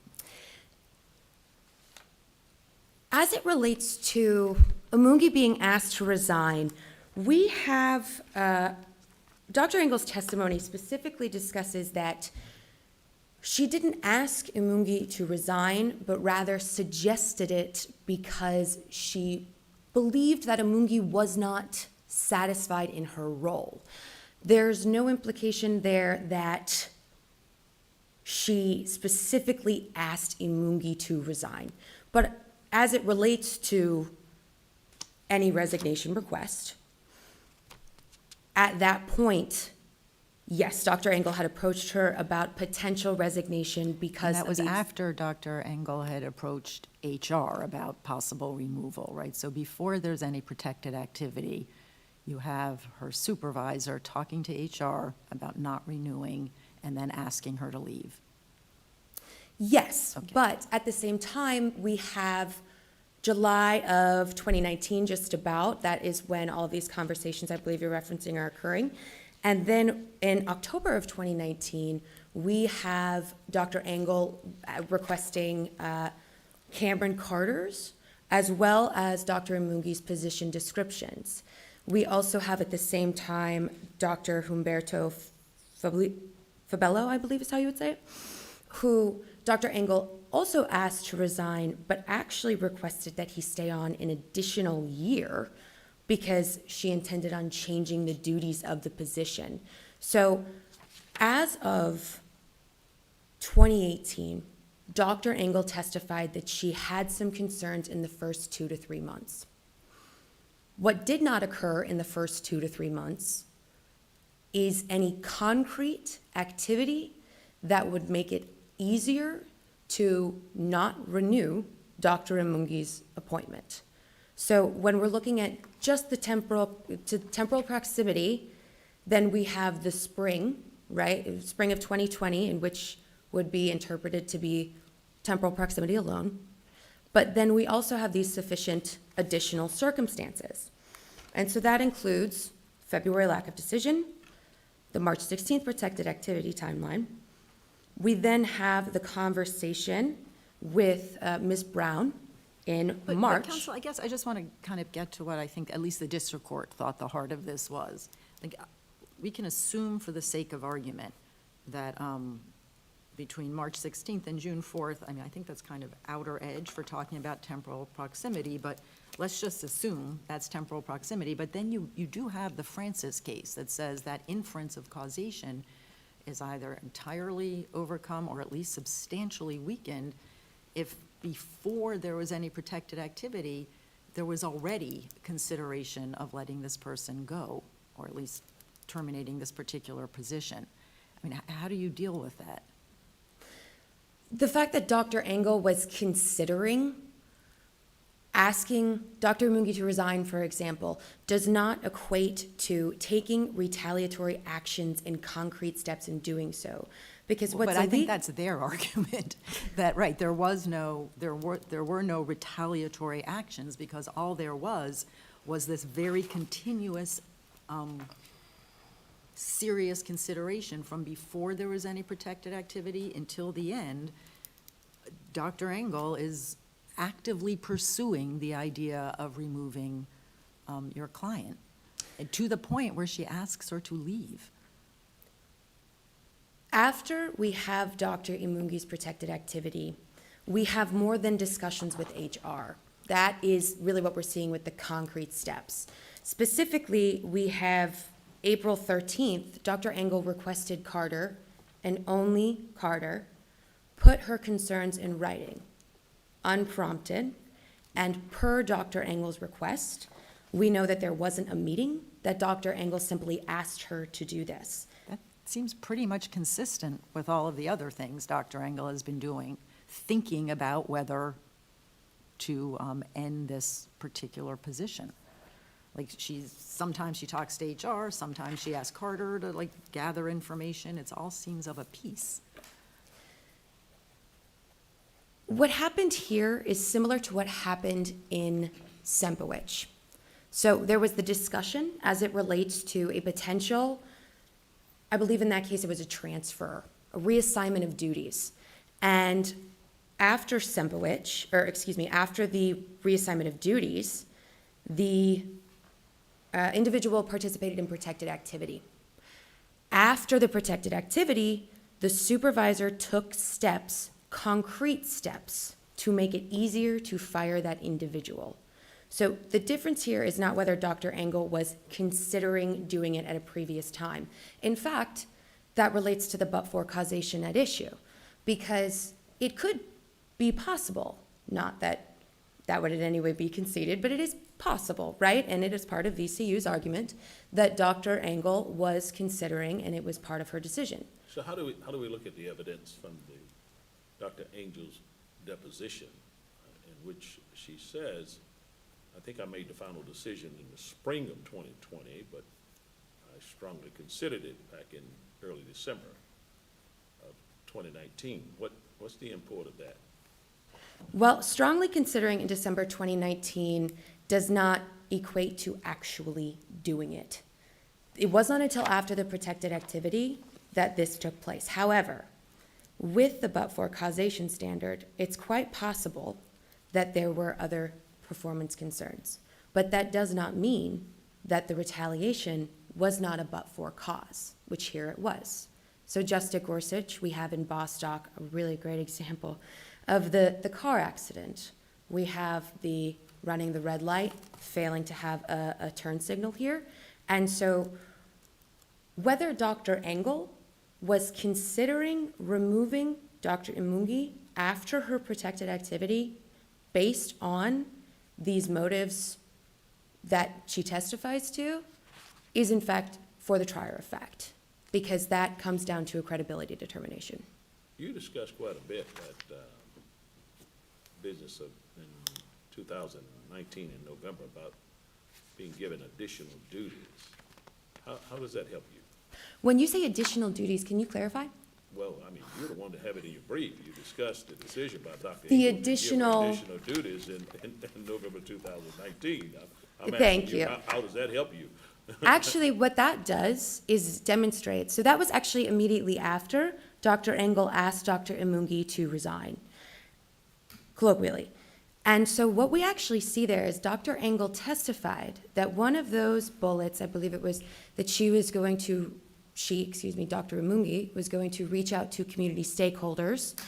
Dr. Engel testified that that wasn't a priority for her, but she in fact included that for Dr. Imungi in November of 2019 so that Dr. Imungi could feel more satisfied in her role. And that also further demonstrates that Dr. Engel was not anticipating Dr. Imungi to leave. What we see there is that Dr. Engel is trying to satisfy Dr. Imungi's growth, like request for growth in a position, and I believe that's demonstrated for the additional duties and what she lists there in combination with Dr. Engel's deposition testimony.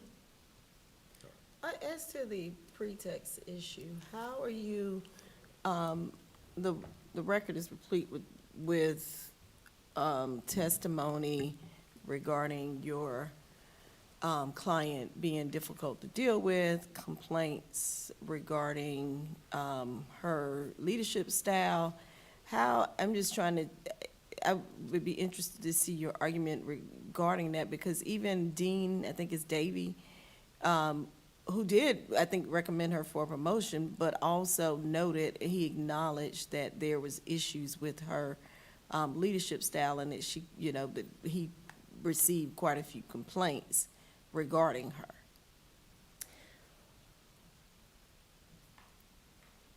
Based on the pretext issue, how do you, you're saying it's pretextual, the reasons that they've given for her dismissal are pretextual, so of course they've given their non-pretextual reasons or discriminatory reasons, and you have to be able to respond to that. Of course, yes. Well, first of all, the performance itself actually is only Dr. Engel's assertion. The VCU corporate designee testified that it was not necessarily related to her performance. Your Honor, I'm almost out of time. Would you mind if I finish answering your question? You may answer the question, please. Thank you. So as it relates to information in the record that asserts that my client was difficult to deal with or the appellant had a different leadership style, those are questions that run contrary, or facts that run contrary, to VCU's own actions. So you mentioned, Your Honor, that Tim Davey recommended Dr. Imungi for a promotion. That is correct. And in the record, we have the promotion committee's glowing report as to Dr. Imungi's work. We have, Dr. Davey serving as a letter of recommendation, and even Dr. Engel's positive performance evaluation prior to the protected activity. So the official actions of VCU do not line up with what it now says there may have been performance issues about. Thank you, Your Honor. All right, thank you very much. We will hear from the appellee, Mr. Waddell.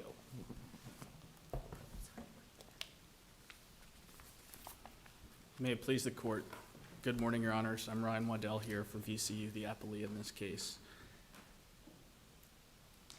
There are a lot of factual issues that we disagree with.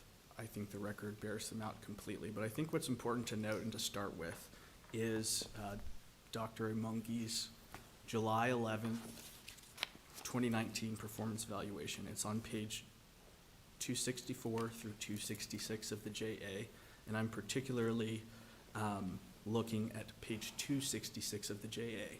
In the top paragraph, Dr. Angel is doing a performance evaluation because she's a brand new dean.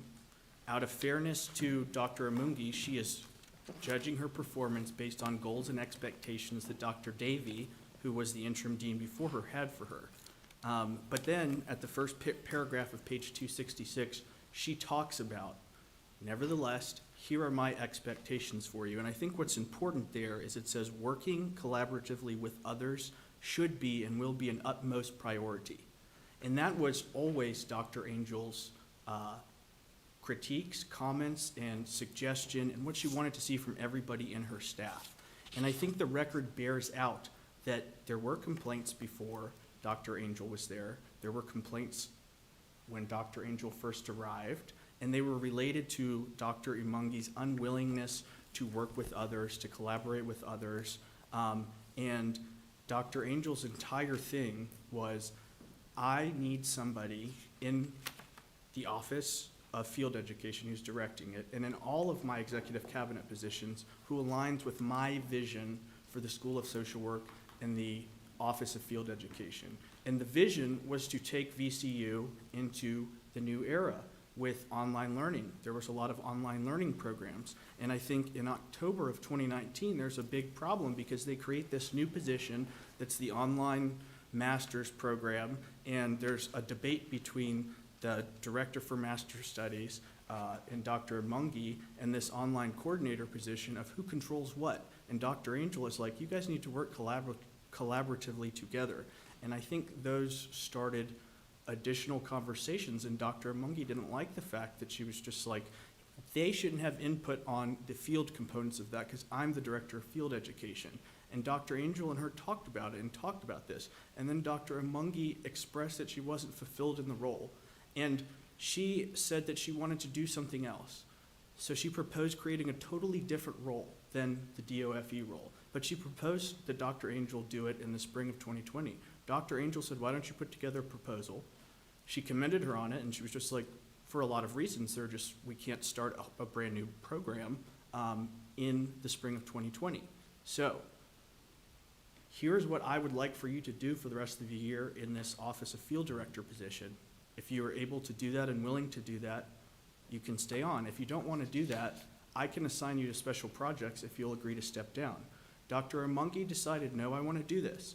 Dr. Angel gives her some expectations and tasks, all of which are directly from Dr. Imungi's job description, the Office of Field Education position description. And then Dr. Imungi says, no, I don't want to do this. So she proposes her own Mathani and measurable tasks for herself. And some of them are as simple as adding a DocuSign feature to documents. And she doesn't do those. Did Dr. Imungi get a grant of additional money back in May of 2019 for her work in developing this online field education program? I wouldn't call it a grant, and she didn't develop it. It's called Noodle. Everybody who worked on putting courses together in this online site got a supplement, a pay supplement. Everybody did. And I think the record is clear with that. So I think to the extent that she created this, no.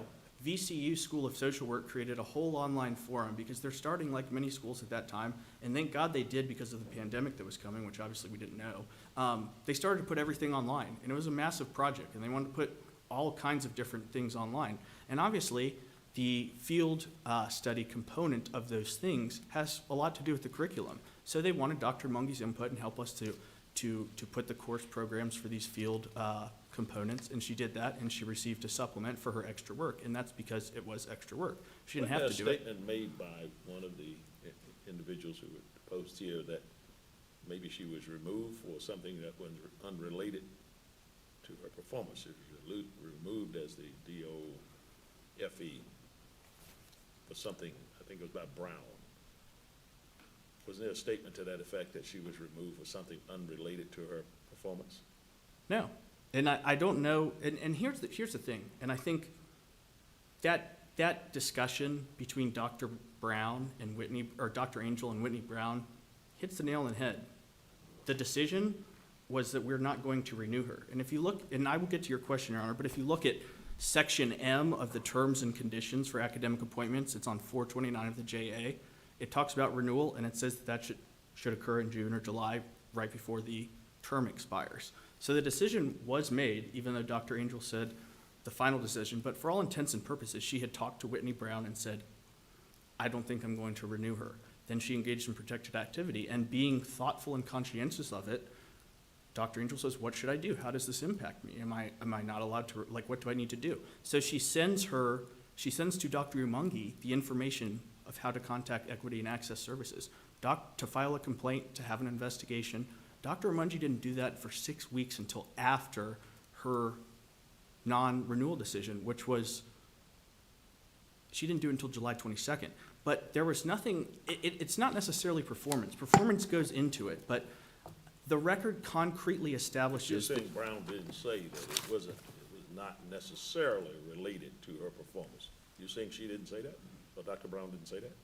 I don't believe that's in the deposition testimony, but what I'm trying to get at, Your Honor, is the record in all of it goes to concerns about Umungi's leadership style, inability to collaborate with others, unwillingness to perform tasks aligned with the vision. And her performance itself, that's hard to gauge, but her performance of not doing certain tasks, that is a component of it. But the larger component is her unwillingness to align with the dean's vision. And by not performing tasks that the dean is eligible to assign her to do that align with that vision, that's a problem. But at the same time, not collaborating with others is a problem. Not being a good leader for the office is a problem. And all of those things are in the purview of the dean. And it says that in the position description. It says that in the terms of academic supplemental appointments. And I think it's important to note, and counsel talked about a promotion, but this was a promotion from the rank of assistant professor to associate professor. And at all times, Dr. Umungi's faculty appointment contract, that's what governs her employment with VCU. She is still an associate professor of teaching at VCU. This supplemental academic administrator contract came with a $10,000 supplement and the title of Director of Field Education. And the supplement was because you're going to be the director of this Office of Field Education. But she's a professor and at all times had been a professor. And that is why these appointments are discretionary and at the pleasure of the dean. It has nothing to do on her actual appointment. Her job, the supermajority of her salary is because she has a faculty appointment contract as an associate professor of teaching. So I think it's very important to take this idea of removing her versus non-renewing her supplemental academic appointment after it expired. There's nothing wrong with that. And the terms for doing academic administrative appointments say the time to give notice is in June, July, right before the expiration of the term. So that by itself erases this inference of it's because of her protected activity. And I will say this case is not at all like Sempowich. It is exactly instead like Francis, because they're in Sempowich for two reasons. First, Sempowich didn't get to the pretext part of it, but Sempowich still says temporal proximity to establish a causal connection at the first prong of McDonnell-Douglas. If you do that, the burden shifts to the employer to articulate legitimate, non-retaliatory, non-discriminatory business reasons. But then Sempowich still says, then the plaintiff needs to prove pretext, which in this context requires showing that the proffered reasons are untrue and that the but-for cause was her protected activity. But Sempowich should not be applied And I'm not saying that there are not any cases ever where temporal proximity isn't strong enough to create an inference of retaliation, but not in this case. And in Simpowich, the decision is different because there, the adverse action didn't begin well before she engaged in protected activity.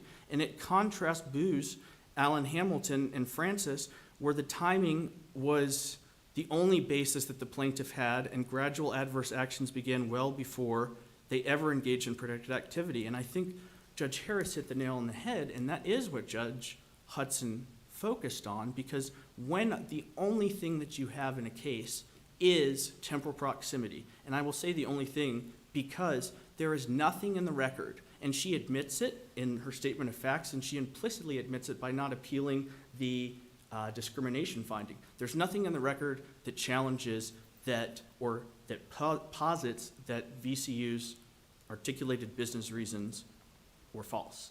And that's what we need to have for retaliation. But when you only have temporal proximity in a case like this without other evidence, that is when the court should apply Francis. And I will say that, again, the temporal proximity and the causal connection piece only goes to the first prong. You still have to show but-for causation. And that's bared out in the text of Title VII's anti-retaliation itself. It uses the word because twice. Because they engaged in protected activity, or because they engaged in protected activity, or because they participated in the process of an investigation. And the word because is significant, and it's different than the actual text of the standalone discrimination piece, which says based on.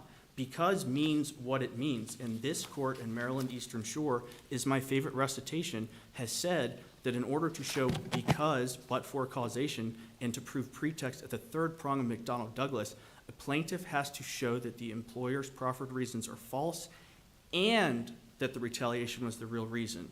Here, there's nothing in the record to show that any of the many explanations that VCU has proffered, all of which have to do with not aligning with Dean Angel's vision, are false. The district court's explanation for why there's not a prima facie case here is basically two sentences.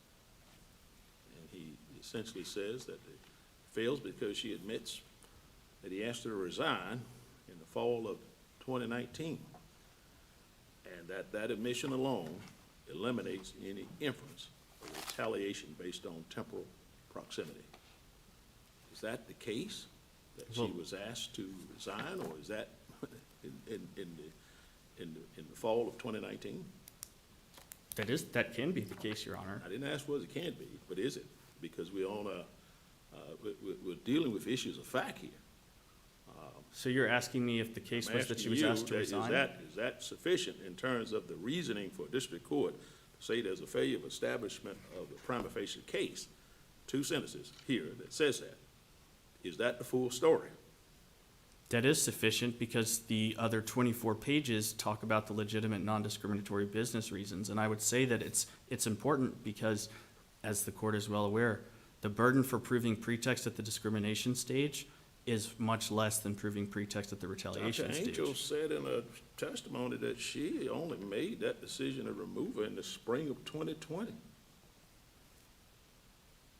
I mean, how do you get to that Dr. Angel asked her to resign in 2019? She did ask her to resign, and that's not disputed. But there's a difference, I think, between asking What we're dealing is what is the protective activity here? And when is the date in which one was asked to resign or put in a position to resign?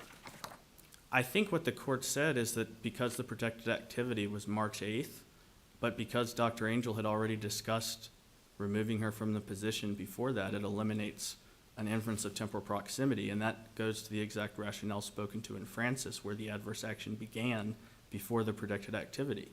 So that's where the district court was going, but the next sentence says, and she still loses because she can't establish but-for causation. And that in itself is fatal by itself. That sentence that he uses here is this omission alone eliminates any inference of retaliation based on temporal proximity. It does, but I think it's important for the court to note that creating an inference of retaliation, that only applies to the first prong of McDonnell Douglas. Because once you create an inference, then the burden shifts to the employer to articulate legitimate, non-discriminatory business reasons. And then the ultimate burden shifts back to the plaintiff to show. Where the framework, and because we do have a pretextual issue here too, but I'm only dealing with just the basis upon which the district court judge relied upon to establish there was no prima facie a basis set up here. That's one basis, and then the next sentence is another basis, and they're independent He says justifications. it alone is the reason. This omission alone eliminates. Eliminates an inference, which would preclude her from establishing the first prong, McDonnell Douglas. And then the next sentence, which I believe is his holding, is that her retaliation claim fails as a matter of law because VCU articulated legitimate, non-discriminatory, non-retaliatory business reasons to support the dean's decision not to renew her supplemental appointment. That next sentence is the holding. But the first sentence is, if you can't establish an inference, and you have to because there's not direct evidence of retaliation, you lose. You still lose as a matter of law because even if you could establish an inference, you haven't challenged our legitimate, non-discriminatory business reasons. And to do that, the standard in this, the law in this court is that she has to show that the reasons are false and retaliation is the real reason. Everything in the record supports that Dr. Angel, from July of 2019, stressed to her, collaborating with others is essential. Doing these tasks is essential. And if we go back to 266, the very last sentence of the first paragraph talks about, I would like to see you get involved in the community and add more placements and build more relationships. None of that is different than any of the things that Dr. Angel continued to tell her throughout the entire 2019-2020 academic school year. And then Dr. Mungi, who every year performance evaluations, self-evaluations are at the same time, and then she knows when she says in 2 lines on the last page, I feel that my leadership role has been diminished because of the color of my skin. Dr. Angel immediately says, here are the resources for equal access. But at the same time, Title VII's anti-retaliation provision doesn't immunize employers from continuing to evaluate strategic decisions, and it doesn't immunize employees from continuing to do what their supervisor says. And I think what's very important here is that I think the protected activity occurred on March 8th. 1 week later, I think from my memory is when COVID happened. And actually, like, this is not just, everything started to change, everything started to shut down. Like the rest of the world, VCU had to send thousands and thousands of students home, and everybody had to figure out what is going on. So aside from Dr. Angel's original new vision of where she wanted to take it, she had an immediate, I need to deal with this. We all need to deal with this. We need to work together. And that's why the Cameron Carter things came up, because people were complaining about her that she wasn't working with them. They needed to get on Zoom meetings during the pandemic because they couldn't go meet with each other, and she wouldn't participate. She asked for an ombudsman for these online coordinator positions in April, and Dr. Angel is sitting there, and she's like, this is the time where I need everybody to be flexible. And she talks about that in her deposition, before and after. There's this rigidness, this inflexibility, this unwillingness to work with others to do what we need to do. And in the COVID context, it's not just what I want to do for my vision as the dean, but it's like what we need to do for the students. And the record is in there, and it's replete of her questioning whether they should let students during the pandemic have relaxed criteria to finish their placements. Now, our review of the evidence here in the record, is it in a light most favorable to Mrs. Imoni? It is in the light most favorable to Dr. And Amungi, when there's a but statement from the Dr. Engel that she made the decision to release her in the spring of 2020, is that not in a light most favorable to her, that would be the time she was released? the time she was released was when she was not issued a renewal contract. And she wasn't released, again, I think it's important, her contractual term expired. Well, what about the time in which Dr. Engel made the decision that she would terminate her? She says it's the spring of 2020, her deposition says that. In a light most favorable to the non-moving party here, is that not the date on which we should consider?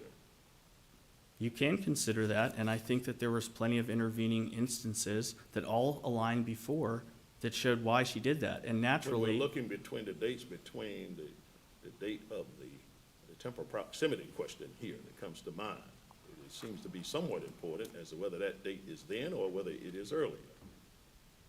I don't think it's that important when the You don't date, think temporal proximity makes a difference in this case? it does not, You don't because think it makes a difference in any case?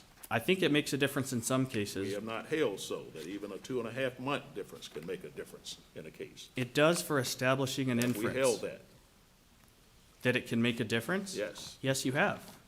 At the first prong of McDonnell Douglas, and it doesn't make a difference in this case because the record does not show that she has proved the many, many reasons why VCU made its decision are false and that her protected activity was the real reason. And I will say this, the law, Title VII's anti-retaliation provision has not and should not ever be that I engage in protected activity and you do anything within 2 months, you're not allowed to do that. Okay. Thank you, Your Honors. Let me ask if the council has any question. Question? Thank you very much. for your Thank you very much. Ms. Scholar, you got a few minutes of rebuttal.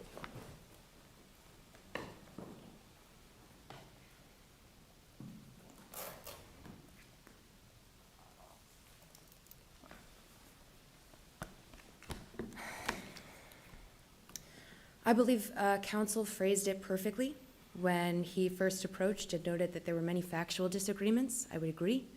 There are many disputes of material fact, genuine disputes of material fact in this case. Well, okay, you have it in a light most favorable to you. Tell us what those facts are from the way he articulates them and the way you articulate them. Sure. And then move beyond the prong one into the causation aspect of it. I think there's some intertwined in there, but we'll see. So just a couple of factual corrections as it relates to viewing the facts most favorably. As it relates to Ms. Brown's deposition, you were correct that the witness is Ms. Brown. She is the corporate designee in this deposition, so it's the 30B6 deposition.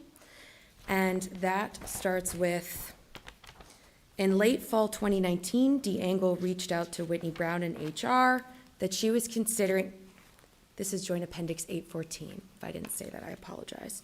That she was considering changing Dr. Amungi's position, and the reason was primarily because Dr. Angle's vision of the School of Education did not align with Dr. Amungi's. Is that correct? Yes. Question. And Dean Angle coming to Whitney Brown in HR was not necessarily related to Dr. Amungi's performance. Yes, to my recollection.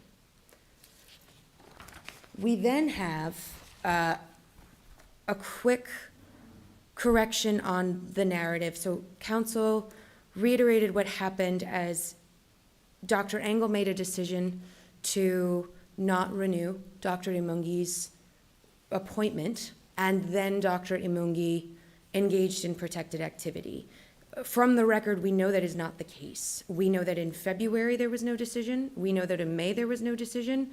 And we also have the 30B6 representative on the next page saying that the decision to remove Dr. Amungi from her position of director, the non-renewal, it was on June 4th, which is when the contract was issued or the notice was given. Dean Angle made the decision to reassign her around that time.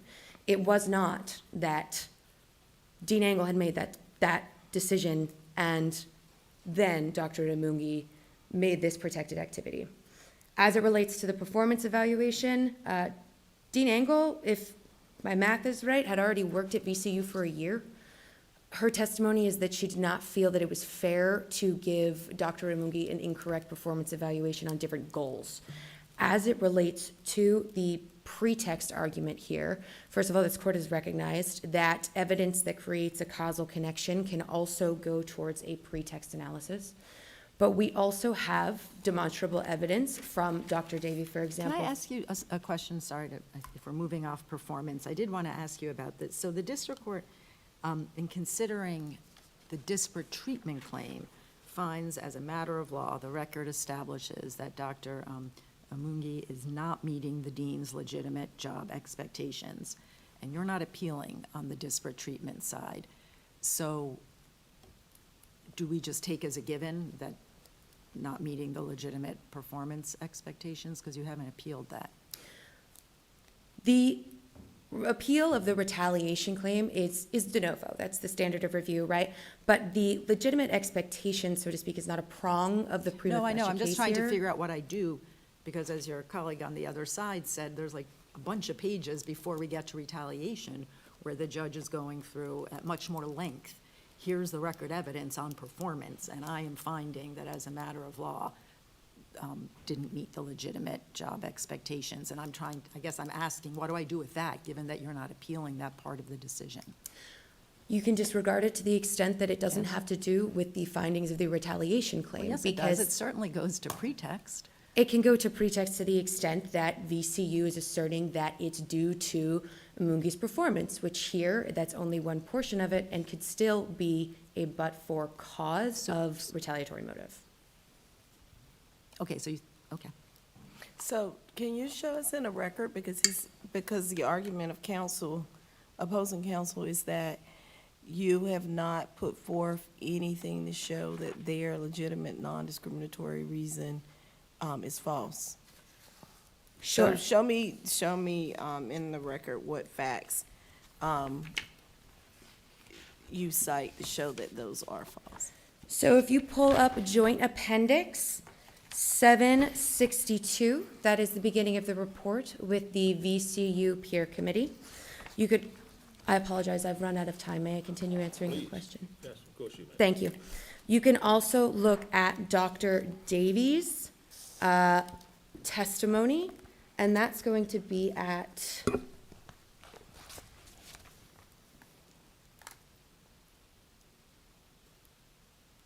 Joint Appendix 691 is where it starts, but he discusses the leadership of the VCU.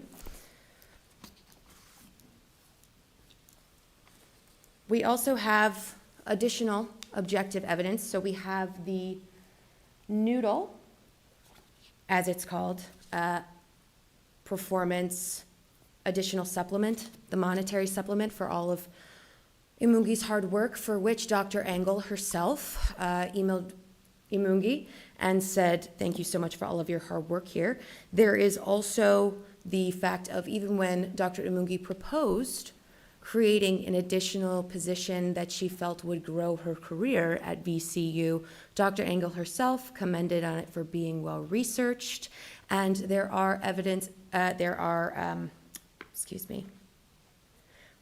extensive positive student feedback contained in the VCU Peer Commission as well, in addition to the fact that she was promoted in 2018, had a good performance review. And Greek counsel will adjourn for this session. This honorable court stands adjourned, signed and die. God save the United States and this honorable court.